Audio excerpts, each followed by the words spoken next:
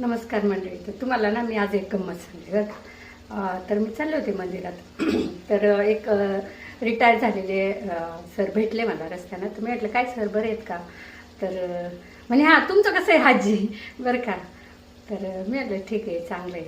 पण मला ना ह्या गोष्टीचं मनातल्या मनात हसायला आलं. ठीक आहे मी काय म्हणत नाही, मी तरुण आहे, आता मी माझं पण वय झालं, मी 60 वर्षाची झाले. पण त्यांनी ज्याचं वय माझ्यापेक्षा 4-5 वर्षानं मोठं आहे किंवा आपल्यापेक्षा मोठं आहे आणि त्यांनी आपल्याला आजी म्हणावं किंवा आजोबा म्हणावं कुणाला, हे जरा खटक हसायला येतं. अरे बाबा तू स्वतःचं पण बघ ना अगोदर, लगेच कशाला काहीतरी आजीचे आणि बाबाचे तो ताई म्हणू शकत होता ना, पण नाही. पण या असे विचित्र लोक असतात. काय होतं दुसऱ्याला आहे ना उगीच खच्चीकरण करायचं की तुझं वय झालं याची जाणीव करून द्यायची. अरे ज्याचं वय ही वाढणारीच गोष्ट आहे आणि प्रत्येकाला प्रत्येक स्टेजमधून जावं लागतं. प्रत्येक वयाचं एक सौंदर्य वेगवेगळं असतं, पण लोकांना ते दिसत नाही. लोक फक्त ते हे करणार, आपल्याला टोचत राहणार. आजी अरे पण तुझं वय बघ, तू मला आजी म्हणावं, एवढ्या वयाचं तू आहे का? तू माझा नातू शोभतो का? नाही ना.